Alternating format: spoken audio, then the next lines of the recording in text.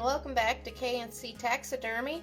I'm going to do another tutorial or video on fleshing, on the fleshing wheel, as we've had a big response to when I did the oryx and did the video on the fleshing process when I was doing the oryx mount. So I have this white-tailed deer here that I'm getting ready to mount, and I figured that I would go ahead and just make a video on how I go about just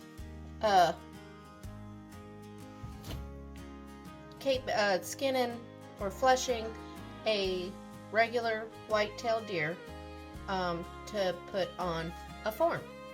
So I'm going to go ahead and start with the process. Right now it's just regular. I've already taken it out of tan and neutralized it and let it dry overnight. Not dry, but to where I can handle it and get it ready to flesh. It's still wet or damp, but I'm going to go ahead and get it turned inside out and start fleshing.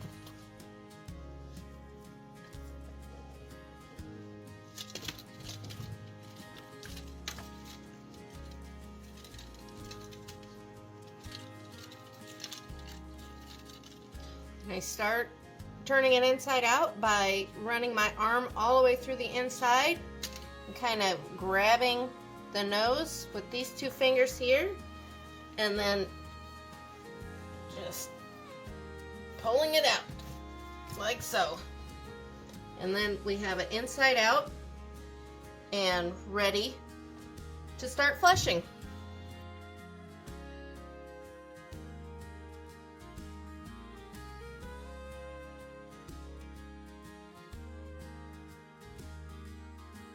Go ahead and get the ears turned out here.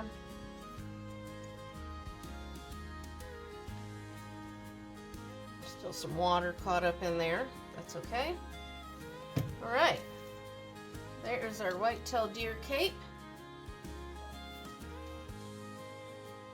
And we are ready to start fleshing.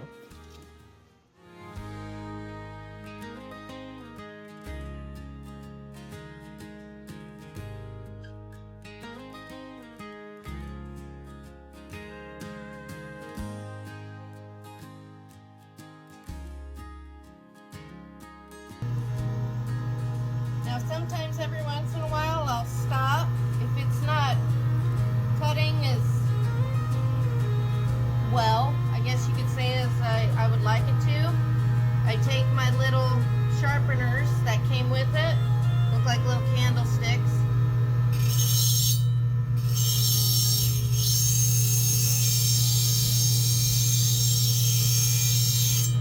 And I give the blade a little tune-up.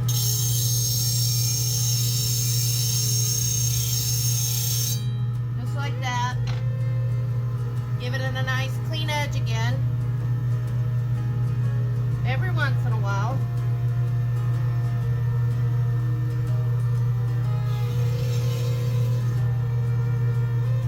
Sometimes you'll see me lay my hand on top of the cape and kind of guide it. I do that. Number one, I'm wearing Kevlar gloves. Number two, I do that because sometimes when I'm pulling it across the blade, it'll fold up, and sometimes those folds will catch on the blade and will tear it. So I sometimes guide it, especially on the edges. Usually on these thicker parts I can get a good grip on it and keep it flat. But like on the edges like this, I don't want my blade to grab it and like suck it in.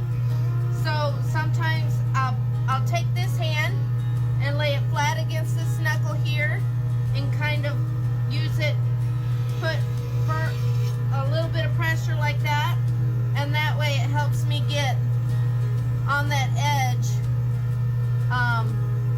real good, and it gets a little closer on, especially if I have a real dark spot that's kind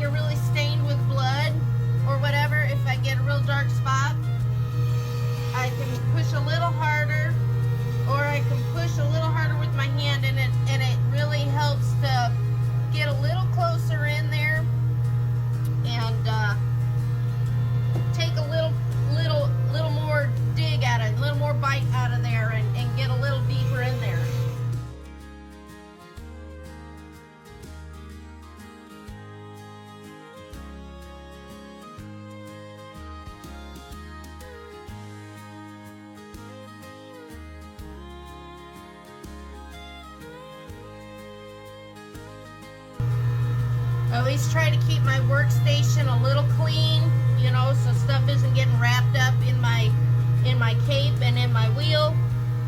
And always make sure you're untwisting your cape, because as you're working around it starts getting twisted and you start getting those folds in there, and you don't want to catch those folds in your blade.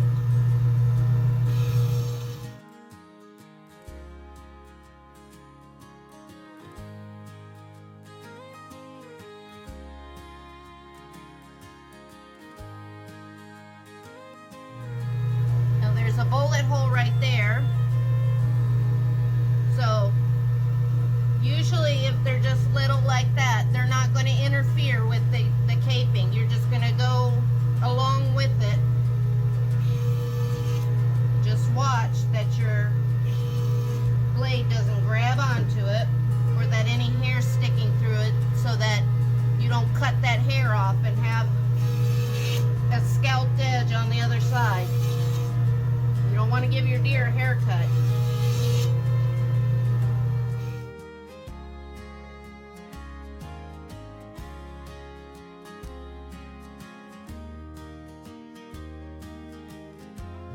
We're getting close to the face, so my technique is going to change a little bit.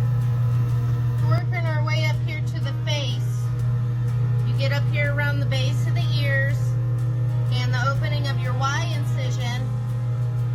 You're going to start slowing your roll, okay? And you're going to take smaller swipes, and you're going to be maybe even a lighter touch, because you're not going to really want to be, the skin's going to get thinner and there's going to be a lot more stuff to catch on. So when you get up around the eyes and everything, especially your tucking skin, I always try to make sure that's kind of pushed in to where I don't catch that on my blade. And then I'll hold that, see, I push that skin in, my tucking skin, and then I'll hold that cheek flat, and then I'll just kind of run it, start running it over my blade. But you're really going to want to pay attention to where you're cut, where you're fleshing, and how you're fleshing. Once you get up here in these smaller areas, and a lot of these areas, I still do it by hand, because I just don't want to risk tearing, and then it just messes up your cape. Not that you can't sew it or patch it, but sometimes it's just easier to do it by hand.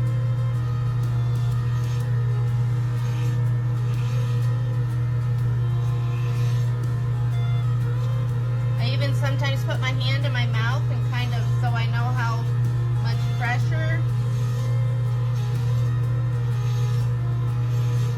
Kind of my technique, because I can feel with the inside of my hand how hard I'm pressing.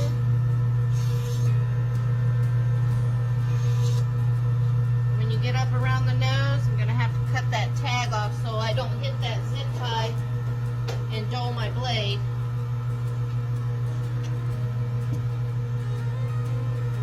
Sometimes you gotta be careful, because especially if it's a gun deer, sometimes you'll find you'll get shrapnel or fragments of bullets and stuff still in your cape, and you'll hit your blade with that and it'll dull it.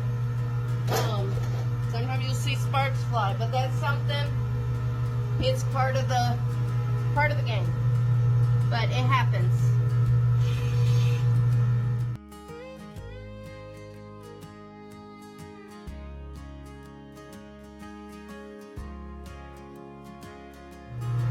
And to be honest, doing the face, it just takes practice. You really just have to do it and get comfortable with the feel and your machine, and know your own limits.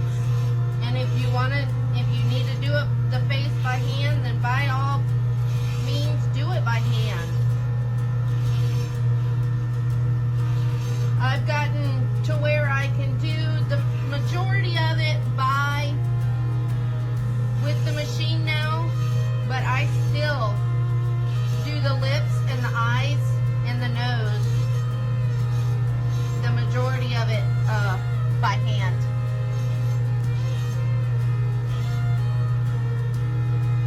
because in the long run it saves a lot of extra work of sewing and patching. Especially if it's a buck and it already has like biting puncture wounds and stuff like that, or from skinning, there's some little tears and stuff.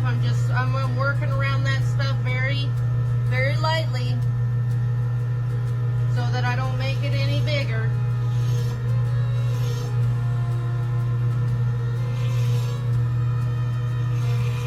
And that's probably as much as I'll do around the nose, and then I'll finish turning out those nostrils by hand.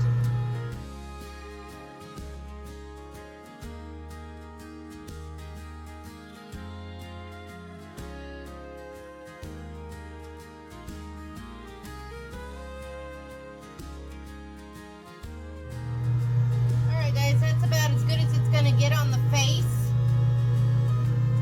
and the rest I'll do by hand, turning out the eyes. Of course, sometimes the tear ducts are opened up, but that's fine. We're going to tuck that in, and anyways, you can patch it if you want to. Here's the eyes. I'll finish turning out and thinning the nose, the lips, and the eye skin, the tucking skin by hand. And I'm just going to go back over the neck and the rest of it, because I want to make sure this is thinned out as much as I can get it, because, you know, we want it to make sure it fits the form real well.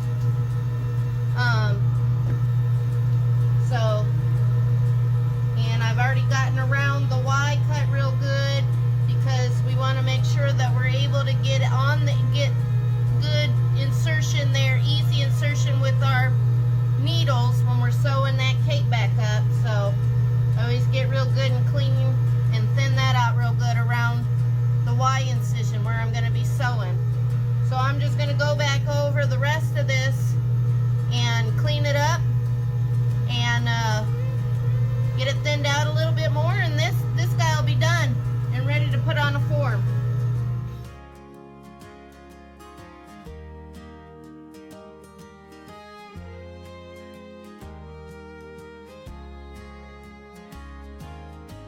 As you can see, there are big things going on here at K&C Taxidermy, so make sure you subscribe so you can get notifications on everything that's going on here at K&C Taxidermy.